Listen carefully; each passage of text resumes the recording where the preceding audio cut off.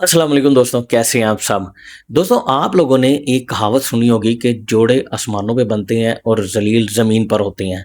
खैर, ये तो एक मज़ाक की बात थी, लेकिन ऐसा होता भी है कि ज़मीन पर बहुत सारे जोड़े जलील भी होते हैं। लेकिन आज की जो स्टोरी है, उसमें आगे बढ़ने से पहले मैं आप लोगों को एक चीज़ और बता दूँ कि अल्लाह ताला कुरान में फ़रमाता है कि नेक मर्द के लिए नेक औरत और नेक औरत के लिए नेक मर्द। लेकिन इसका मतलब ये हरगिज़ नहीं है कि अगर औरत नेक है तो उसको मर्द भी नेक ही मिलेगा, और अगर मर्द नेक है तो औरत भी नेक ही मिलेगी, ऐसा नहीं है। इसका मतलब ये है कि अगर मर्द नेक है तो आप कोशिश करो उसके लिए नेक औरत ढूँढो, और अगर औरत नेक है तो उसके लिए मर्द भी नेक ही ढूँढो। और अगर मर्द बहुत ज़्यादा पैसे वाला है, या स्पेशली औरत बहुत ज़्यादा पैसे वाली है, या उसके माँ-बाप के पास बहुत ज़्यादा पैसा है, तो आप कोशिश करो कि उसके लिए मर्द भी पैसे वाला ही ढूँढो। और कभी भी मैं सारे मर्दों को ये सलाह देना चाहता हूँ कि अपने से बहुत ज़्यादा ऊँचे लेवल पे शादी मत करना, बड़ा बुरा फँसोगे। ये मैं आप लोगों को एडवांस बता रहा हूँ, और इस स्टोरी से आप लोगों को ये साबित हो जाएगा कि आप लोगों के साथ क्या हो सकता है। बहुत सारे लोग हैं जो इस स्टोरी से रिलेट भी करेंगे, और जो रिलेट करें वो मुझे कमेंट भी लाज़मी करें, ठीक है? अच्छा, ये स्टोरी मुझे भेजी इमरान ने, और इमरान ने कहा, बिलाल भाई, हम बहुत ही गरीब घराने से ताल्लुक़ रखते थे, गोडे-गोडे गुरबत थी, और हमारा हिसाब ये था कि 3-4 मरले के घर में रहते थे, 2 कमरे थे जिसमें हम सारे बहन-भाई गुज़ारा करते थे, और हमारे साथ हमारे माँ-बाप भी थे। घर में गुरबत की वजह से लड़ाई-झगड़े भी पड़े रहते थे। इमरान कहता कि मैं कॉलेज गया, कॉलेज के बाद मैंने ग्रेजुएशन की, और मेरा एक शौक था कि मैं अमेरिका, इंग्लैंड या यूरोप किसी कंट्री में जाऊँ। इमरान कहता मैंने एक कंसल्टेंट से राब्ता किया, और उसके थ्रू मुझे इंग्लैंड का वीज़ा मिल गया। इमरान कहता जिस दिन मुझे मेरा वीज़ा आया, उस दिन मैं बहुत खुश था। दोस्तों, मैं आपको ना लॉन्ग स्टोरी शॉर्ट करके सुना रहा हूँ, ताकि आप लोग बोर ना हो जाओ। वो कहता मेरे घर वाले भी बड़े खुश थे, और हम सब लोगों ने एक छोटी-सी अपने ननिहाल वालों की दावत भी रखी कि अब क्योंकि मैं बाहर जा रहा हूँ, और उसके बाद मुझे भी कुछ मेरे रिश्तेदारों ने दावतें दी। वो रिश्तेदार जो मुझे मुँह भी नहीं लगाना पसंद करते थे, जब उनको ये पता चला कि इस बंदे का इंग्लैंड का वीज़ा आ गया है, तो हर कोई आके मुझे मुबारकबादें भी दे रहा है, और मुझे ये भी कह रहा है कि यार मुझे वहाँ जाके बाहर बुलाना, जैसे नॉर्मली होता है। इमरान कहता कि मैं इंग्लैंड गया, और वहाँ पे मैंने लंदन में रिहाइश की, और मैं क्योंकि पीछे से बहुत गरीब था, तो मैं जॉब करता था, और जॉब करके मैं कुछ पैसे सेव करता था और कुछ घर वालों को भेजता था। इमरान कहता कि तकरीबन 2 साल के बाद मेरे भाई की शादी थी। तो मैं अपने भाई की शादी में आया, और बड़ी धूम-धाम से शादी की, और फिर मैं वापस चला गया। इमरान कहता कि तकरीबन उसके 2 साल के बाद, यानी कि मेरे लंदन जाने के 4 साल के बाद, मेरे एक और भाई की शादी थी। वो कहता कि मैं वापस आया पाकिस्तान, और बड़ी धूम-धाम से उसकी शादी भी की, और मैंने मतलब काफ़ी कंट्रीब्यूशन भी किया उसकी शादी में, और मेरे माँ-बाप ने मुझे बड़ी दुआएँ भी दी इस वजह से, क्योंकि हमारे यहाँ काफ़ी गुर्बत थी। वो कहता मैंने दूसरे भाई की भी शादी बड़ी धूम-धाम से की, और वो कहता कि इस दौरान मुझे एक लड़की मिली, मतलब शादी में ही मेरी दूर पार की कज़न थी, जिसने ना मेरे साथ बड़ी ऐसे नैन-मटक्का मेरे साथ शुरू कर दिया। जैसे होता है, मतलब लड़का-लड़की में जब बिल्कुल ही यंग होते हैं, तो हमारा नैन-मटक्का शुरू हो गया, और फिर कुछ हमारे रिश्तेदारों को भी खबर हो गई। इमरान कहता कि मुझे समझ ही नहीं आई कि कब मैं उसके प्यार में पागल हो गया। हमने नंबर एक्सचेंज कर लिए, हमने फ़ोन पे बातें शुरू कर दी, एसएमएस शुरू कर दिए, मतलब हम काफ़ी आगे निकल गए। वो कहता कि मेरे जाने में 1 वीक बाकी रह चुका था, तो मैंने अपने घरवालों के हाथ रिश्ता भेजा। उसके घरवाले पहले ही ये चाहते थे, तो उन्होंने फ़ौरी तौर पे हाँ कर दी। अच्छा, उस लड़की का नाम इमरान ने फ़ातिमा बताया। ख़ैर, इमरान कहता कि वो मुझसे मिलने आई मेरे जाने से पहले अपने घरवालों के साथ, और उसके बाद जो है 1 हफ़्ते के बाद मैं वापस चला गया लंदन। इमरान कहता है लंदन जाने के बाद फ़ोन पे अक्सर उससे बातचीत होती रहती थी, और प्यार-मोहब्बत की भी बातें होती थी, और वो भी काफ़ी खुश थी, मैं भी काफ़ी खुश था।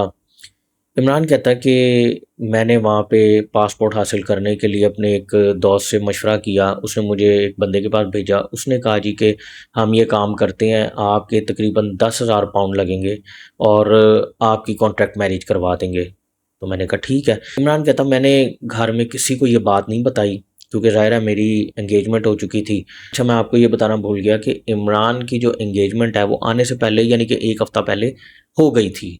तो उसके बाद वो आया था, ये थोड़ा-सा बीच में से मैं भूल गया था, मैंने कहा आप लोगों को फिर बता दूँ। तो इमरान ने सोचा कि यार मेरी एंगेजमेंट तो हो चुकी है, तो अगर मैंने वहाँ पे बताया तो बेशक मैं कॉन्ट्रैक्ट मैरिज कर रहा हूँ, लेकिन वहाँ पे वो पता नहीं क्या सोचेंगे। तो वो कहता कि मैंने किसी को भी ये खबर ही नहीं होने दी कि मैं वहाँ पे क्या कर रहा हूँ। खैर वो कहता कि मैंने कॉन्ट्रैक्ट मैरिज की, तकरीबन 3-4 साल के बाद मुझे वहाँ का पासपोर्ट मिल गया। अब जब पासपोर्ट मिल गया तो वो कहता कि मेरी फियोंसी ने यानी फ़ातिमा ने मुझे कहा कि अब आप ऐसा करो, आप वापस आ जाओ, तो आप पाकिस्तान में ही अपना बिज़नेस वगैरह करो, तो हम लोग शादी भी कर लेंगे। तो इमरान कहता मैंने उसकी बात से एग्री किया और दिल में सोचा कि चलो पासपोर्ट भी मुझे मिल चुका है, अगर कोई प्रॉब्लम होगी तो मैं फिर वापस आ जाऊँगा, अब तो मसला ही नहीं। खैर दोस्तों, इमरान कहता कि मैंने अपने घर वालों से बात की और वहाँ से जितना पैसा वगैरह था मैंने काफ़ी सारा इकट्ठा कर लिया था, वो समेट के मैं वापस आया और पाकिस्तान के अंदर मैंने बिज़नेस स्टार्ट कर दिया। दोस्तों इमरान कहता है मेरे ससुराल वाले काफ़ी पैसे वाले लोग थे, तो शादी से पहले तो वो मेरी काफ़ी रिस्पेक्ट करते थे। लेकिन जब मेरी शादी हो गई और मेरे ससुर ने देखा कि यार ये बंदा तो तरक्की करता जा रहा है, तो मेरे ससुर ने बहाने-बहाने से वो अपनी बेटी को कहता था कि इसको तंग करो।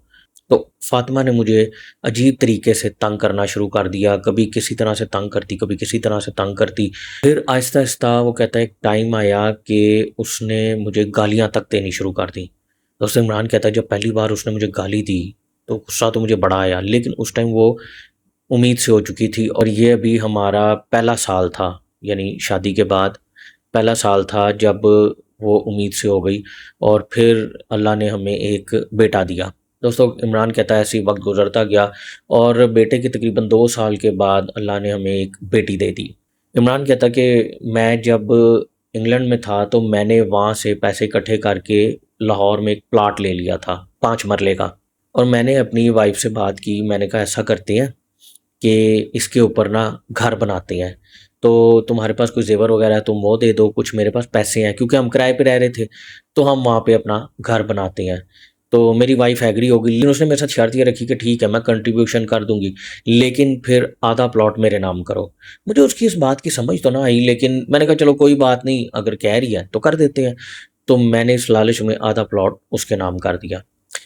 अब दोस्तों इमरान कहता है कि हुआ क्या कि जब हमने वहाँ पे घर बना लिया और वहाँ पे शिफ्ट भी हो गए, अब उसके ज़ुल्म जो है बहुत ज़्यादा होने लगे मेरे पे। वो कहता कि मेरे जो ससुराल वाले थे, यानी कि स्पेशली मेरा ससुर जो था, वो मेरे बच्चों पे बहुत ज़्यादा ज़ुल्म करता था। मेरे साथ तो ख़ैर इतना ऐसे नहीं बात करता था क्योंकि उसको पता था कि बड़ा अक्खड़ किस्म का बंदा है। लेकिन मेरे बच्चों के साथ ना वो अजीबो-गरीब उसका ताल्लुक था। यानी उसके नवासे थे, लेकिन फिर भी ना वो उनको ऐसे ट्रीट करता था जैसे वो बिल्कुल ही कोई पराए बच्चे हैं। इमरान कहता कि मैंने फ़ातिमा से एक दिन कहा, मैंने कहा देखो मैं मजबूर हूँ, मेरी मजबूरी को तुम मेरी कमज़ोरी मत समझना। मैं अपने ऊपर होने वाला हर ज़ुल्म बर्दाश्त कर जाऊँगा, लेकिन तुम या तुम्हारे माँ-बाप कभी भी मेरे बच्चों तक ना आना, मेरे बच्चों पे ज़ुल्म करने की कोशिश ना करना, वो बर्दाश्त नहीं होगा। दोस्त इमरान कहता फ़ातिमा की आदत थी कि वो दरवाज़ा बंद कर देती थी, मतलब कमरे का, और फिर उसके बाद बच्चों के सामने मेरे ऊपर वो ज़ुल्म, कभी गालियाँ देती थी, कभी मारती थी, पीटती थी।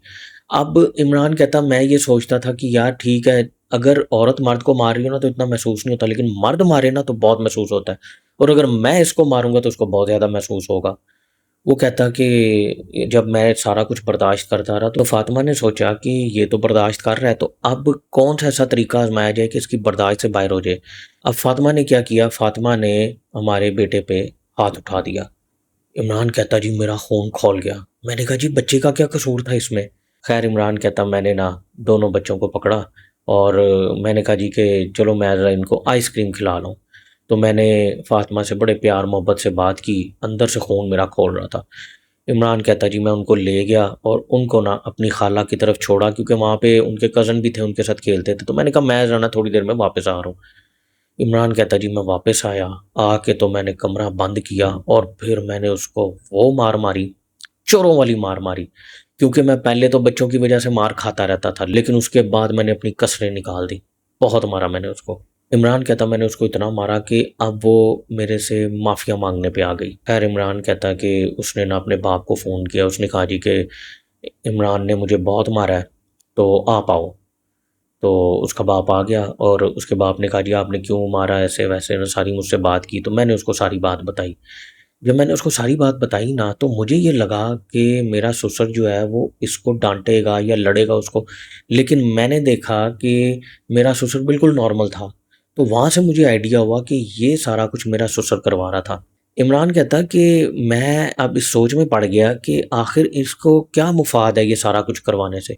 दोस्तों इमरान कहता कि मैंने ये महसूस किया कि जो मैं काम कर रहा हूँ ना, मेरा ससुर मेरी वाइफ़ के थ्रू मेरे पे ज़ुल्म करवा के या तो मुझे ज़हनी मरीज़ करना चाहता है या पागल करना चाहता है। क्योंकि जब एक मर्द पे इतना प्रेशर होगा, तो ज़ाहिर है वो काम से चला जाएगा, मतलब काम कर ही नहीं सकेगा, वो काम से रह जाएगा। तो वो भी यही कुछ ही चाहता था। तो इमरान कहता है कि एक दिन क्या हुआ कि मेरी और उसकी ना किसी बात पे लड़ाई हो गई। तो मैंने उसे ना गुस्से से कहा निकल जाओ मेरे घर से। तो फ़ातिमा ने अपने बाप को फ़ोन किया, उसका बाप आया, उसके बाप ने उसको पकड़ा और बच्चों को छोड़ गया। उसने कहा जी कि अगर तुम मेरी औलाद को नहीं मानते तो फिर ये बच्चे भी मेरे नहीं हैं। तो उस इमरान कहता वो फ़ातिमा को लेके चला गया और मैं घर में बच्चों को सँभाला था। अब मैं अपना काम छोड़ के बच्चों को सँभाल रहा हूँ। खैर दोस्तों इमरान कहता कि मैंने भी हिम्मत नहीं हारी। बच्चे थोड़ा-सा रोए भी माँ के बगैर, लेकिन थोड़ी देर बाद चुप कर गए। मैं उनको ले गया, उनको खिलाया-पिलाया, चीज़ें-शीज़ें ले दी। तो बच्चे जो हैं वो खामोश हो गए और अपना खेलने लग गए। इमरान कहता रात पड़ गई और मेरे ससुर ने सोचा अगर रात गुज़र गई तो मामला बड़ा ख़राब है। वो कहता कि मेरे ससुर ने मुझे कॉल की और मुझे कहा कि देखो आपने उसको धमकी दी है, आपने उसको निकल जाने को कहा है, तो आपने अच्छा नहीं किया, तो आप धमकी तो ना दो ना, तो चलो बात को ख़त्म करो, आप ले जाओ। तो इमरान कहता मैंने उसे कहा मैं क्यों ले जाऊँ? तुम लेके गए हो तो तुम छोड़ के जाओ। तो उसने कहा ठीक है, मैं छोड़ जाता हूँ। ख़ैर दोस्तों इमरान कहता कि मेरा ससुर जो है ना वो मेरी वाइफ़ को छोड़ गया वापस। उसके बाद इसी तरह से हमारे लड़ाई झगड़े छोटे-मोटे होते रहते थे। वो कहता है एक बार फिर से ऐसा हुआ, मेरे बच्चे थोड़े बड़े हो चुके थे, मेरे और मेरी वाइफ़ का कोई झगड़ा हुआ, तो वो मेरी वाइफ़ को फिर से ले गया और बच्चों को छोड़ गया। इस बार क्योंकि 2-3 साल गुज़र चुके थे तो बच्चे थोड़े समझदार हो गए थे। इमरान कहता मैंने क्या किया कि मैंने अपने बच्चों को पकड़ा और क्योंकि मेरे माँ-बाप और 2 भाई दूसरे घर में रहते थे, मैं उनके पास गया और उनको सारी बात बताई। तो मेरे माँ-बाप ने कहा कि ठीक है तुम यहाँ रहो, कोई मसला नहीं है, जितनी देर मर्ज़ी रहो, हमें कोई मसला नहीं है। तुम अपना कमाते हो, अपना खाते हो, किसी को तुमसे क्या मसला हो सकता है और तुम हमारे बच्चे हो और ये हमारे पोतरा-पोतरी हैं, तो रहो यहाँ पे कोई मसला नहीं। दोस्तों इमरान कहता है कि जब मेरे ससुर ने देखा कि इसके माँ-बाप ने सँभाल लिया है, तो तकरीबन 1 महीने की नाराज़गी के बाद मेरा ससुर खुद आया और आके हमसे माफ़ियाँ वग़ैरह माँगी। उसने कहा जी आइंदा ये नहीं करेगी, ये इससे गलती हो गई, आप एक दफ़ा माफ़ कर दो। तो इमरान कहता मैं भी थोड़ा-सा तंग था कि यार बच्चे माँ के बगैर रह रहे हैं, तो मैंने चुपचाप उसे कहा कि ठीक है जी, आप छोड़ जाओ। जब मेरे ससुर ने देखा ना कि इसने कोई इतना ख़ास एक्शन नहीं लिया, तो मेरा ससुर एक दफ़ा तो चुप कर गया, लेकिन ये जो उसको अपनी एक ज़लालत महसूस हो रही थी ना, कि यार इसने मुझे झुका दिया अपने सामने, इसने मुझे शर्मिंदा कर दिया सबके सामने। हालाँकि गलती तो सरासर मेरे ससुर की थी या मेरी बीवी की थी, लेकिन पैसे वाला बंदा खुद को समटाइम खुदा समझ बैठता है। दोस्तों इमरान कहता कि अब मेरा ससुर एक और प्लानिंग में था। एक दिन मेरी वाइफ़ आई मेरे माँ-बाप के घर, उसने बड़ा तमाशा बनाया, मेरे माँ-बाप ने मुझे कॉल की, मैं भी चला गया। जब मैंने अपने ससुर को कॉल की तो मेरे ससुर ने कहा जी कि वो जो कर रही है ठीक कर रही है। दोस्तों इमरान कहता मेरा खून खौल गया। मैंने कहा ठीक है, मैं भी तुम्हारी तरफ आके यही कुछ ही करूँगा जो ये कर रही है। अब इससे पहले कि मैं अपने ससुराल जाता, उसने अपनी बेटी को फ़ोन किया और उसने कहा कि तुम जो है वो वापस आ जाओ, वहाँ से निकल जाओ, तुम इस टाइम डेंजर ज़ोन में हो। दोस्तों इमरान कहता कि वाइफ़ मेरी निकल गई और बच्चों को भी साथ ले गई। दोस्तों इमरान कहता कि मैंने अब बच्चों की भी परवाह नहीं की। मैंने कहा यार मुझे अल्लाह ने एक एक ही ज़िंदगी दी है और ये ज़िंदगी जो है ये मुझे बार-बार नहीं मिलनी। दोस्तों इमरान कहता मेरे पास इतना पैसा तो नहीं था क्योंकि जब कोरोना आया था ना, तो कोरोना में मुझे काफ़ी मेरे बिज़नेस में नुकसान भी हुआ था जिस वज़ह से मेरा ससुर और ज़्यादा शेर हो गया था। इमरान कहता कि मेरे माँ-बाप ने कहा जी अब तुम क्या करोगे? तो मैंने तब जाके उनको अपना ब्रिटिश पासपोर्ट दिखाया। मैंने कहा ये देखें, ये मैंने कभी किसी को नहीं दिखाया था। आज मैं दिखा रहा हूँ आप लोगों को कि मेरे पास एक ब्रिटिश पासपोर्ट है और मैं वापस इंग्लैंड जा रहा हूँ। दोस्तों इमरान कहता कि मेरे माँ-बाप बड़ा खुश हुए कि चलो ये एक काम तो अच्छा कर आया। वो कहता मैंने अपना सामान पैक किया, टिकट करवाई, किसी को पता नहीं था, मैं सीधा इंग्लैंड गया और जाके ना तो मैंने अपना स्टेटस दिया कि मैं तो लंदन में हूँ। और उसके बाद मैंने अपनी एक पिक्चर लगाई फ़ेसबुक पे अपने पासपोर्ट के साथ कि ये देखो ये मेरा पासपोर्ट है और अब मैं कभी भी ट्रैवल कर सकता हूँ। उससे इमरान कहता है फ़ातिमा ने ये सब कुछ देखा, उसने अपने बाप को बताया तो उसके बाप के पैरों में से ज़मीन निकल गई। तो इधर मेरे माँ-बाप ने पैगाम पहुँचा दिया कि ठीक है जी आपको बड़ा शौक था तलाक लेने का, आप बार-बार उसको भगा के ले जाते थे। तो अब तलाक ही सही।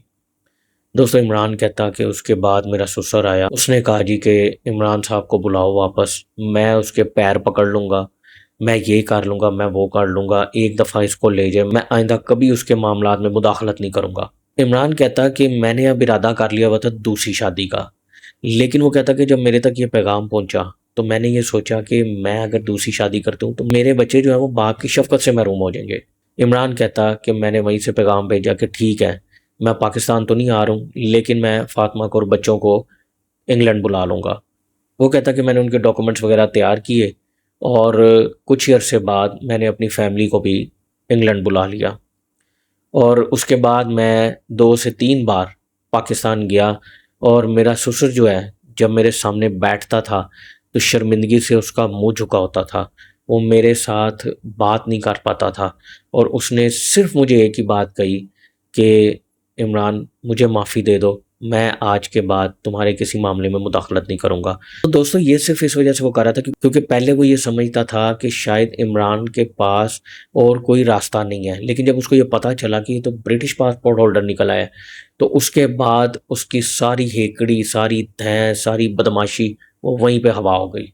दोस्तों यहाँ तक आप लोगों ने स्टोरी सुनी, अगर आप लोग इससे रिलेट करते हैं तो मुझे ज़रूर बताइएगा कमेंट बॉक्स में और फिर से आप लोगों को मशवरा दूंगा कि जब भी कोई पैसे वाला बंदा आपके पास आए और ख़ुद आपके साथ रिश्ता करना चाहे, स्पेशली लड़की का जो बाप है, तो हमेशा सोच समझ के करना क्योंकि इसके पीछे उनके बड़े मकसद होते हैं। असल में पैसे वाले बंदे को ना हाथ डालना बड़ा मुश्किल होता है, गरीब बंदे की कीची पकड़ना बड़ा आसान होता है। तो वो लोग फिर इसलिए करते हैं कि यार हमारा जो दामाद है वो बेचारा गरीब होगा, माड़ा होगा, तो उसको आसानी से हम पकड़ लेंगे, उसको काबू कर लेंगे। लेकिन इमरान जो है ये कुछ और ही चीज़ निकली। वो कहते हैं ना कि इसने गेम बड़ी अच्छी खेली लेकिन बंदा गलत चुन लिया। तो इमरान के ससुर से भी यही गलती हो गई। खैर दोस्तों इमरान ने तो मुझे बड़ी लंबी चौड़ी स्टोरी ये सुनाई थी, लेकिन मैं जो आप लोगों को सुना रहा हूँ ये बहुत ही शॉर्ट करके सुना रहा हूँ ताकि वीडियो ज़्यादा लंबी ना बन सके। तो अगर स्टोरी पसंद है ये तो लाइक ज़रूर कीजिएगा, चैनल को सब्सक्राइब करना मत भूलिएगा। मिलते हैं नेक्स्ट वीडियो में, तब तक के लिए अल्लाह हाफिज़।